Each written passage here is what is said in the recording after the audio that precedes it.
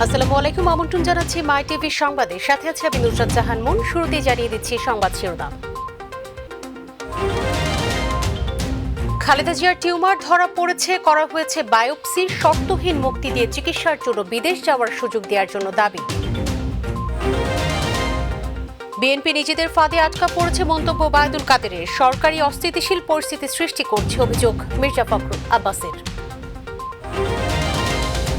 চৌমুহনীর হামলা ভাঙচুরে জড়িত বিএনপি জামাত নেতা সহ 11 জন ও পীরগঞ্জের ঘটনায় 2 জন গ্রেফতার। কুমিল্লার মামলা সিআইডিতে। এবং 22 দিন বন্ধ থাকার পর মধ্যরাতে শেষ হচ্ছে ইলিশ ধরার নিষেধাজ্ঞা। নদী ও সাগরে নামতে প্রস্তুত জেলেরা।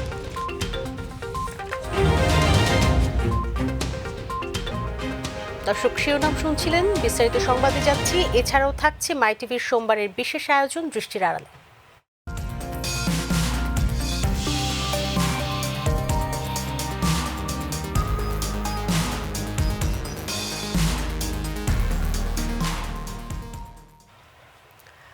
এবার পুরো সংবাদ। শুরুতেই খালেদা জিয়ার শারীরিক অবস্থা প্রসঙ্গ। টিউমার ধরা পড়েছে খালেদা জিয়ার। ইতিমধ্যেই বায়োপসিও করতে দেওয়া হয়েছে। তবে তিনি এখন সুস্থ আছেন বলে দাবি করেছেন তার ব্যক্তিগত চিকিৎসক অধ্যাপক ডাক্তার AJM জাহিদ হোসেন। সুচিকিৎসায় দেশে পর্যাপ্ত সুযোগ নেই জানিয়ে খালেদা জিয়াকে শর্তবিহীন মুক্তি দিয়ে বিদেশ যাওয়ার সুযোগ দেওয়ার জন্য দাবি জানান বিএনপি মহাসচিব মির্জা ফখরুল ইসলাম আলমগীর। তিনি বলেন, চিকিৎসার অভাবে খালেদা জিয়ার যে কোনো পরিস্থিতির দায় সরকারকেই নিতে হবে। মাহবুব সৈকতের রিপোর্টে বিস্তারিত। আর্থাইটিস, ডায়াবেটিস, দাঁত ও চোখের সমস্যা সহ নানা জটিলতায় দীর্ঘদিন ধরেই ভুগছেন খালেদা জিয়া। এর মধ্যে গত এপ্রিলে তিনি আক্রান্ত হন করোনায়। সেরে উঠলেও শারীরিক জটিলতার কারণে 27 এপ্রিল এভার কেয়ার হাসপাতালে ভর্তি করা হয়। প্রায় 2 মাস চিকিৎসা শেষে 19 জুন বাসায় ফেরেন বিএনপি চেয়ারপারসন। 2 দফায় Sheikh Russel national gastroliver institute and হাসপাতালে করোনার টিকা নিতে যান তিনি। কিছুদিন ধরে শরীরের তাপমাত্রা ওঠানামা করায় 12 অক্টোবর খালেদা জিয়াকে আবারও এভার কেয়ার হাসপাতালে ভর্তি করা হয়। 2 সপ্তাহে বিভিন্ন পরীক্ষা নিরীক্ষা করে আগের রোগের সাথে নতুন করে ধরা পড়ে ছোট্ট একটি টিউমার। ইতিমধ্যেই অস্ত্রোপচারও করা হয়েছে। খালেদা জিয়ার বর্তমান শারীরিক অবস্থা নিয়ে সংবাদ সম্মেলনে কথা বলেন বিএনপি মহাসচিব এবং তার ব্যক্তিগত চিকিৎসক।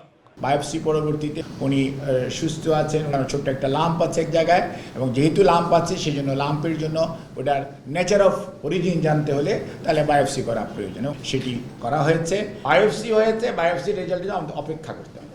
আপনারা নিশ্চিত থাকুন যে আমাদের দেশেতে বেগম খালেদা জিয়া এখন একদম সুস্থ আছেন, অর্থাৎ কোনো রকম আপনার বিপদের কোনো সম্ভাবনাই নেই বলে তারা মনে করেন। অস্ত্রোপচার পরবর্তীতে খালেদা জিয়া ভালো থাকলেও তার সুচিকিৎসার পর্যাপ্ত সুযোগ দেশে নেই বলে আবারও শর্তহীন মুক্তি চাইলেন মির্জা ফখরুল ইসলাম আলমগীর। আপনার যে কিডনি, হার্ট, তারপরে আর্থারাইটিস, লিভার, এই সবগুলো মিলিয়ে তার যে প্রয়োজনটা মাল্টিডিসিপ্লিনারি ডিজিজের যে চিকিৎসা প্রয়োজন, এটা অ্যাডভান্স সেন্টারে গিয়ে ট্রিটমেন্টটা নেওয়া দরকার। এই বেল তো আপনার প্রাপ্য, এটার অধিকার তার। তিনি তো এখনো আপনার জেলের মধ্যে আছেন, তো স্থগিত করছে সাময়িকভাবে বলা হচ্ছে। এটা দায়িত্বটা এড়ানোর চেষ্টা করলে তো লাভ হবে না। এটা সরকারেরই উচিত অবিলম্বে তাকে বিদেশে যাওয়ার সুযোগ দেওয়ার ব্যবস্থা করা হচ্ছে। বিদেশ থেকে এসে খালেদা জিয়ার পাশে হাসপাতালে প্রয়াত কোকর স্ত্রী শর্মিলা রহমান রয়েছেন বলে জানান অধ্যাপক ডাক্তার AJM জাহিদ হোসেন।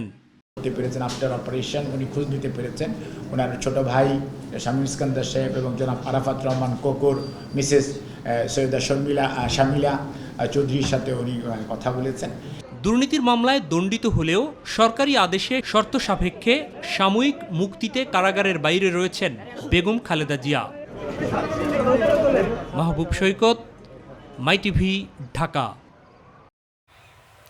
রাজনৈতিক প্রসঙ্গ। ক্ষুধা ও দারিদ্র্যমুক্ত দক্ষিণ এশিয়া গড়তে এই অঞ্চলের দেশগুলোকে ঐক্যবদ্ধভাবে কাজ করার আহ্বান জানিয়েছেন প্রধানমন্ত্রী শেখ হাসিনা।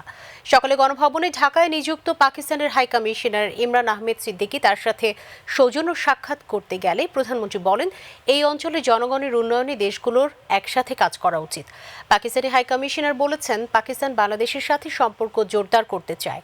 সাক্ষাৎকালে হাই কমিশনার জাতির পিতা বঙ্গবন্ধু শেখ মুজিবুর রহমানের OIC শীর্ষ সম্মেলনের সময় প্রধানমন্ত্রী হিসেবে তার পাকিস্তান সফরের ছবি ও ভিডিও প্রধানমন্ত্রী শেখ হাসিনার কাছে হস্তান্তর করেন।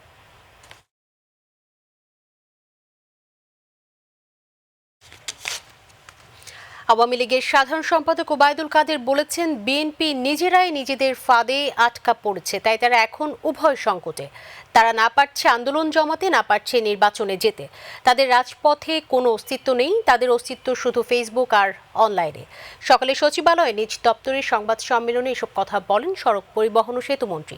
তিনি বলেন, বিএনপি ক্ষমতায় যেতে চায়, তবে তা ব্যালটের মাধ্যমে নয়, ভিন্ন কোনো অগণতান্ত্রিক ও চোরাগলি পথে। বিএনপি আরও একটি 1-11-এর স্বপ্নে বিভোর। এদেশে আর এমন পরিস্থিতি তৈরি হবে না বলে মনে করেন ওবায়দুল কাদের। আসলে বিএনপি এখন দেউলিয়া, তারা জনবিচ্ছিন্ন, তারা নির্বাচনকে ভয় পায়, তাদের কোনো কর্মসূচি নেই, তারা ষড়যন্ত্র আর গুজব নির্ভর, তাদের রাজপথে কোনো অস্তিত্ব নেই, আছে ফেসবুক আর অনলাইনে। এসব কি দেউলিয়াত্বের লক্ষণ নয়? দেশের মানুষের মুখে কুলো পেটে দেওয়ার জন্যই চক্রান্ত করে সরকার অস্থিতিশীল পরিস্থিতি তৈরি করছে বলে অভিযোগ করেছেন বিএনপির স্থায়ী কমিটির সদস্য মির্জা আব্বাস। তিনি বলেন, সরকার দেশ চালাতে ব্যর্থ, আর প্রতিহিংসার কারণেই কুমিল্লা এবং ফরিদপুর বিভাগের নাম পরিবর্তন করে ভিন্ন নামে বিভাগ করতে চায় বলে অভিযোগ করেছেন বিএনপির সিনিয়র যুগ্ম মহাসচিব রুহুল কবির রিজভী আহমেদ। সকালে রাজধানীতে আলাদা অনুষ্ঠানে তারা এসব কথা বলেন।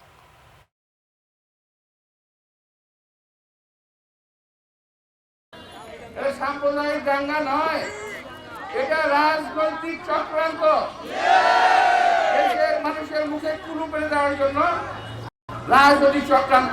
একদিকে পশ্চিমবঙ্গে মোদী ইলেকশন, আর বাংলাদেশে শেখ হাসিনার সস্তা জনপ্রিয়তা। বিশ্বের সামনে বাংলাদেশে একটা জঙ্গি সন্ত্রাসী রাষ্ট্র তুলে দেওয়ার জন্য এই কর্মকাণ্ড হচ্ছে। এই সরকার সামাজিক সম্প্রীতি, ধর্মীয় সম্প্রীতি সরকার চায় না।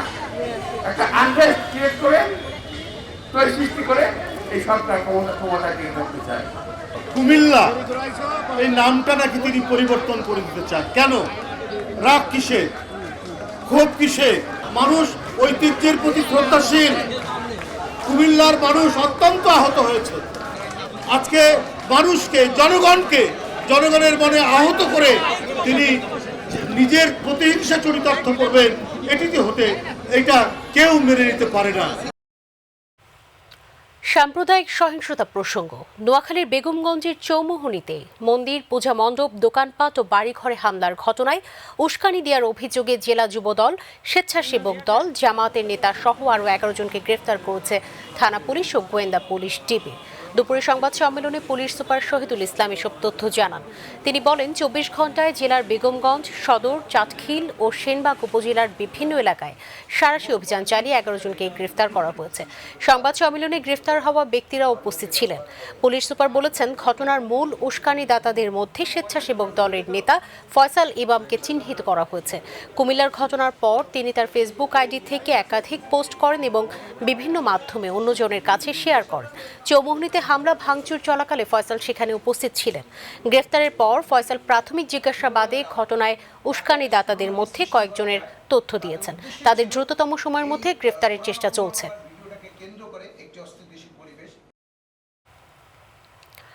রংপুরের পীরগঞ্জে হিন্দুপাড়ায় হামলা ও অগ্নিসংযোগের ঘটনায় জড়িত অভিযোগে রাতে আব্দুল্লাহ আল মামুন ও ওমর ফারুককে গ্রেফতার করেছে পুলিশ। রংপুরের পুলিশ সুপার জানিয়েছেন, আব্দুল্লাহ আল মামুন ও ওমর ফারুক জামাত শিবিরের কর্মী। ঘটনার রাতে তারা পেট্রোল নিয়ে মোটরসাইকেল যোগে সাদুল্লাপুর থেকে পীরগঞ্জে এসে হামলায় অংশ নেয়। ওই ঘটনায় পীরগঞ্জ থানায় 3টি মামলা করেছে পুলিশ। ডিজিটাল নিরাপত্তা আইনে করা 2টি মামলায় 3 জন এবং হামলা, ভাঙচুর ও লুটপাটের ঘটনায় আজ পর্যন্ত 68 জনকে গ্রেফতার করা হয়েছে।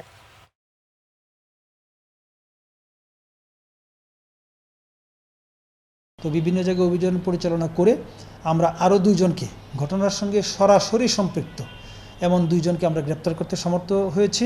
যেই 2 জন গ্রেপ্তার হয়েছে সেই 2 জন সরাসরি জামায়াত শিবিরের রাজনীতির সঙ্গে সম্পৃক্ত। কুমিল্লায় সম্প্রতি ঘটে যাওয়া সহিংসতার ঘটনায় দায়ের করা মামলাটি সিআইডিতে হস্তান্তর করা হয়েছে। দায়িত্ব পাওয়ার পর ইতিমধ্যেই মামলাটির তদন্ত শুরু করেছে সংস্থাটি। এদিকে কুমিল্লায় পূজা মণ্ডপের হনুমানের মূর্তির হাত থেকে ইকবাল হোসেনের নিয়ে যাওয়া সেই গদাটি উদ্ধার করেছে পুলিশ। রোববার রাত 11:30টার দিকে জেলা পুলিশের একটি দল কুমিল্লা নগরীর দারোগাবাড়ি মাজারের পাশে চৌধুরী ভিলার প্রাচীরের ভেতর থেকে গদাটি উদ্ধার করে। অভিযানকালে ইকবালকে সাথে নিয়ে আসে পুলিশ। এ সময় তার দেখানো জায়গা থেকে গদাটি উদ্ধার করা হয়েছে। এ সময় সিআইডির একটি ফরেনসিক টিম গদা থেকে আঙ্গুলের ছাপ ও এর আশপাশে পাওয়া অন্যান্য বস্তু উদ্ধার করে আলামত হিসেবে জব্দ করে। দর্শক, এবার করোনা পরিস্থিতি ও শিক্ষাঙ্গনের খবর। দেশে করোনায় একদিনে আরও 5 জনের মৃত্যু হয়েছে। এ সময় নতুন রোগী শনাক্ত হয়েছেন 289 জন।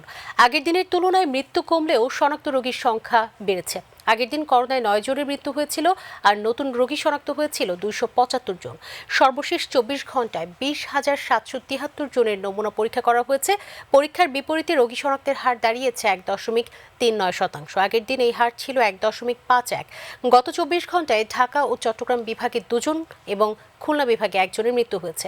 অন্যান্য বিভাগগুলোতে কোনো মৃত্যু হয়নি।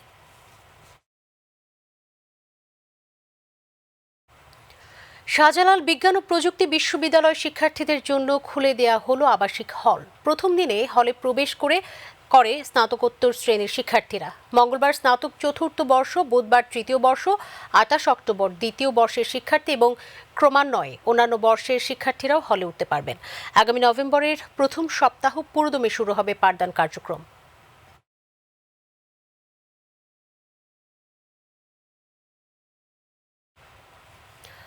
অন্যান্য খবর, দীর্ঘ 22 দিন বন্ধ থাকার পর মধ্যরাতে শেষ হচ্ছে ইলিশ ধরার নিষেধাজ্ঞা। রাত 12টা থেকে ইলিশ ধরতে আর কোনো বাধা থাকবে না।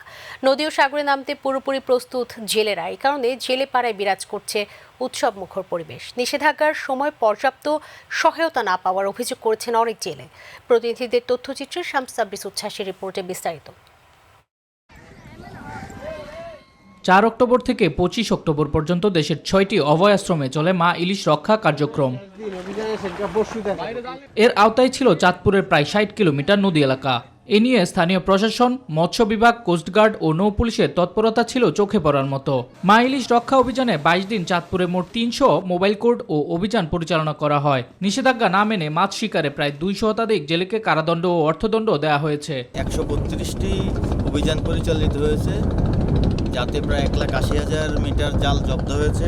এদিকে পটুয়াখালীর কুয়াকাটায় শেষ সময়ে প্রস্তুতিতে ব্যস্ত সময় পার করছেন বৃহত্তর মৎস্য বন্দর মহিপুর ও আলিপুরের ট্রলার মালিক, জেলে ও মৎস্যজীবীরা। রাত 12টার পর থেকে ইলিশ শিকারের উদ্দেশ্যে গভীর সাগরে যাত্রা করবে হাজার হাজার ট্রলার।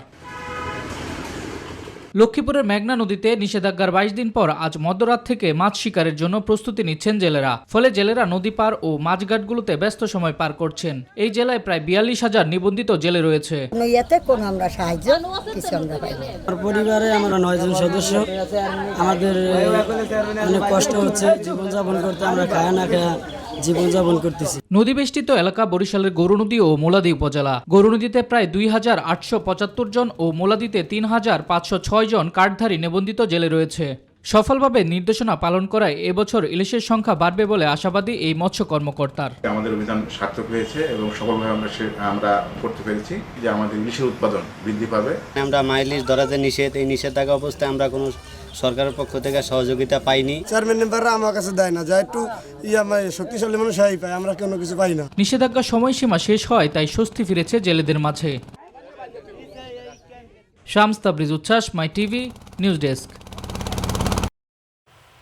এবার দৃষ্টির আড়ালে কমে এসেছে করোনা সংক্রমণ। বর্তমান প্রেক্ষাপটে এখন সব কিছুই চলছে স্বাভাবিকভাবে। তবে নিয়মিত প্রদর্শনী না হলেও বাংলাদেশ শিল্পকলা একাডেমিতে নেই আগের মতো মঞ্চ নাটকের প্রদর্শনী। বিশিষ্টজনরা বলছেন, সংস্কৃত অঙ্গন দীর্ঘ স্থবির থাকার ফলে শিল্প চর্চায় একটু তো ছন্দপতন হবেই। মাই টিভি সংবাদের দৃষ্টির আড়ালে আজকের পর্বে মঞ্চ নাটকের হালচাল নিয়ে জাহিদ আহমেদ বাবুর বিশেষ রিপোর্ট।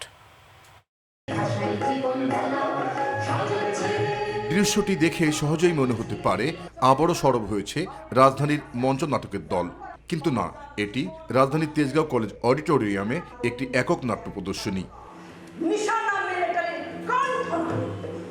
করোনা সংক্রমণের কারণে নগরীর মঞ্চ নাটকের শিল্পী কলাকুশলীরা এই অঙ্গন থেকে দূরে থাকায় থেমে যায় মঞ্চ নাটকের গতি।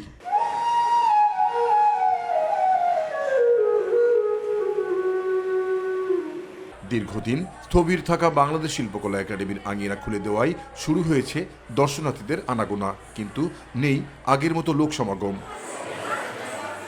একটা সময় ছিল সন্ধ্যা না নামতেই মঞ্চনাটকের প্রাণকেন্দ্র শিল্পকলা একাডেমি থাকত মুখরিত, কিন্তু এখন সেই চিত্র ভিন্ন। ভালো নাটক হলে দর্শকরাও বাড়বে এরকম কি আশা করতেছে। দলগুলোকে আর সক্রিয় করার জন্য গ্রুপ থিয়েটার ফেডারেশনকে একটু এগিয়ে আসা উচিত। তার পাশাপাশি সরকারি পৃষ্ঠপোষকতা দরকার। জাতীয় নাট্যশালা, চিত্রশালার মঞ্চগুলোতে নাট্যকর্মীদের কম দেখা গেলেও শিল্পকলা একাডেমির অন্যান্য অডিটোরিয়ামে শিশুদের নৃত্য প্রতিযোগিতা চলে সমান তলে। এই গত 2 বছরে প্যান্ডেমিকে এটা হতে স্থবিরতা আসছে, কিন্তু আমরা আশাবাদী যে এটি আবার আগের জায়গায় ফিরে যাবে। কারণ আসলে মঞ্চ নাটক বলেন, শিশুদের সাংস্কৃতিক বলেন, এগুলো বাদ দিয়ে কিন্তু আমাদের দেশ এগোবে না, আমাদের সংস্কৃতি এগোবে না। অন্যান্য যে আমাদের ক্ষেত্র আছে নাটকের, মানে থিয়েটার, তারপরে বিভিন্ন অঙ্গন আছে, হ্যাঁ, সেই অঙ্গনগুলো আস্তে আস্তে আমাদের যেহেতু করোনার সময়টা এখন একটু স্বাভাবিক হয়ে এসেছে, আমরা জীবনযাত্রায় আবার ফিরে এসেছি আগের মতো, তো সেই জায়গায় আবার সচল হয়ে ওঠা উচিত। মঞ্চনাট্য শিল্পীরা বলছেন শিল্পের সাথে আপোষ করেই থিয়েটার করা, তাই তো দীর্ঘ বিরতির পর স্বল্প পরিসরে হলেও শো করতে পেরে খুশি। থিয়েটারে যারা নাটক করতে চায় তারা তো আসলে জীবনযাত্রাটা মানে নাটক করে আহামরি কোনো কিছুই পায় না। এটা মানে একটা কথা বলাই হয়ে থাকে যে নিজের খেয়ে বোনের মুখ তাড়ানোর মতো একটা ব্যাপার আর কি। আমাদের এই রাষ্ট্রকে যদি আমরা অসাম্প্রদায়িক, মুক্তিযুদ্ধের চেতনা, মানবিক মূল্যবোধ সম্পন্ন, সত্যিকারের মানুষ করে গড়ে তুলতে চাই, তাহলে সংস্কৃতি মনস্ক করে গড়ে তোলার কোনো বিকল্প নেই। নিয়মিত মঞ্চ নাটক প্রদর্শনে সময় লাগবে আরও কিছুদিন, বললেন সম্মিলিত সাংস্কৃতিক জোটের সভাপতি গোলাম কুদ্দুস। সংস্কৃতি মন্ত্রণালয় উদ্যোগ গ্রহণ করে, তাহলে অর্থ মন্ত্রণালয় এদের জন্য একটা বিশেষ ফান্ড তৈরি করতে পারে এবং তাদেরকে ঘুরে দাঁড়ানোর জন্য আর্থিকভাবে সর্বোচ্চ 5 লক্ষ টাকা পর্যন্ত তাদেরকে একটা বিনা সুদে একটা ঋণ দেওয়ার ব্যবস্থা যাতে সরকার করে এবং এই সংস্কৃতিতে সে যাতে আবার ফিরে আসতে পারে, জাতির মনন গঠনে সে যাতে আবার ভূমিকা রাখতে পারে। আপনি তো হাজার হাজার কোটি টাকা কত ক্ষেত্রেই আপনি দিচ্ছেন, তাহলে এক্ষেত্রে 20 কোটি 40 কোটি টাকা যদি আপনি একটা ফান্ড তৈরি করেন, এটা কি রাষ্ট্রের জন্য খুব বড় কিছু? জাহিদ আহমেদ বাবু, মাই টিভি, ঢাকা। সিরাজগঞ্জের শাহজাদপুরে রবীন্দ্র বিশ্ববিদ্যালয়ের 14 শিক্ষার্থীর চুল কেটে দেওয়ার প্রমাণ পেয়েছে তদন্ত কমিটি। সাংস্কৃতিক ঐতিহ্য ও বাংলাদেশ অধ্যয়ন বিভাগের শিক্ষক ফারহানা ইয়াসমিনকে অভিযুক্ত করে তার বিরুদ্ধে ব্যবস্থা নিতে সুপারিশ করেছে কমিটি। তদন্ত প্রতিবেদনে বলা হয়েছে 26 সেপ্টেম্বর সাংস্কৃতিক ঐতিহ্য ও বাংলাদেশ অধ্যয়ন বিভাগের পরীক্ষা ছিল। পরীক্ষার হলে প্রবেশ পথে অভিযুক্ত শিক্ষক ফারহানা ইয়াসমিন নিজ হাতে 14 শিক্ষার্থীর চুল কেটে দেন। এদিকে শিক্ষক ফারহানাকে স্থায়ীভাবে বরখাস্তের দাবিতে আবারও উত্তাল হয়ে উঠেছে রবি ক্যাম্পাস।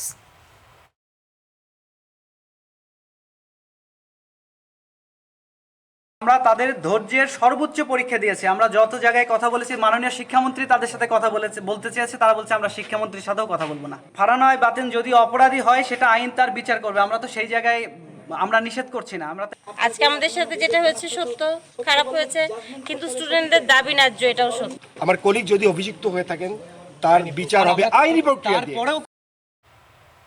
এবার আমাদের কৃষি।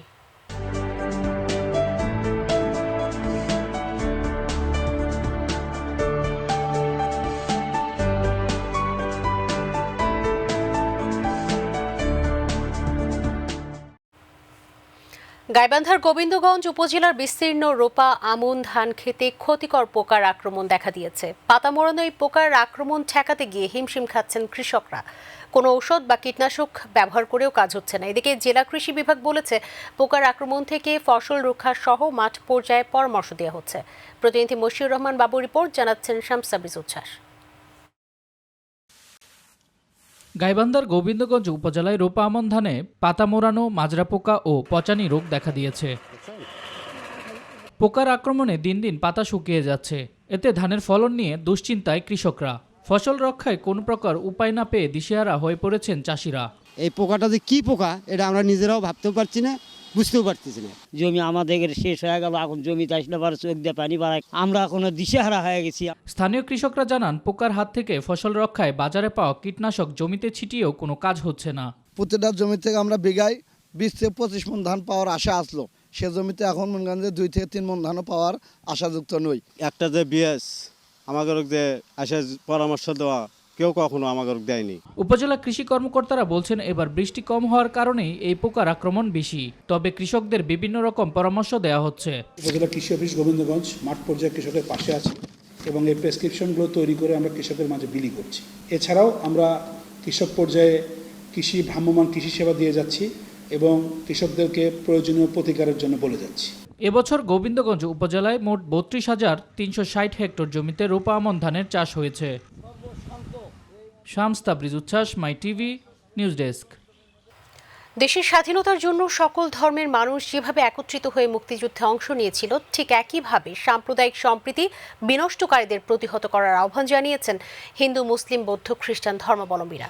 রাজধানীর মেরুল বাড্ডার একটি হোটেলে বাড্ডা থানা আয়োজিত সম্প্রীতি সমাবেশে মসজিদ, মাদ্রাসা, মন্দির, গির্জার ধর্মীয় নেতারা এসব কথা বলেন। অনুষ্ঠানে ডিএমপি গুলশান জোনের উপ পুলিশ কমিশনার মোহাম্মদ আসাদুজ্জামান বলেন, কুমিল্লায় পূজা মণ্ডপে কোরআন শরীফ রাখার ঘটনায় বিশেষ একটি গোষ্ঠী জড়িত।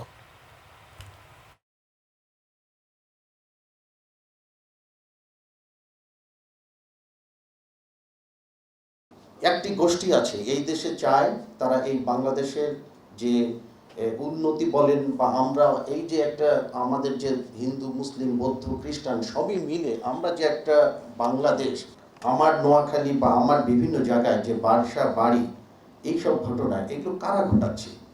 এটা কি ইসলামের লোক? আমি তো বিশ্বাস করি না যে তারা ইসলামের।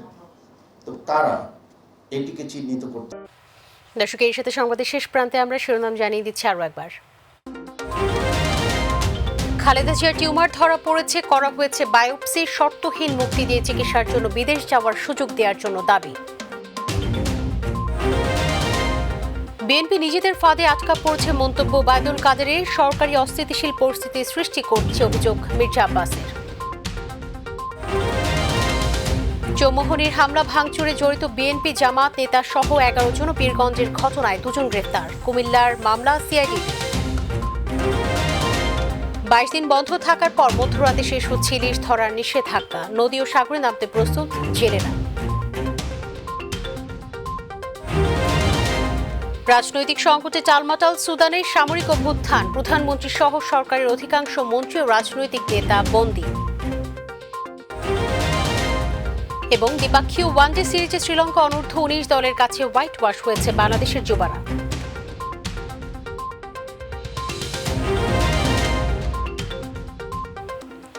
সঙ্গে থাকার জন্য অসংখ্য ধন্যবাদ। ইউটিউবে মাই টিভি সংবাদ পেতে ভিজিট করুন youtube/mytvbd নিউজ, আর আমাদের অনুষ্ঠান দেখতে ভিজিট করুন youtube/mytvবাংলা, facebook/mytvবাংলা। পরবর্তী সংবাদ রয়েছে রাত 9:30 দেখার আমন্ত্রণ জানিয়ে বিদায় নিচ্ছি আমি নুসরাত জাহান।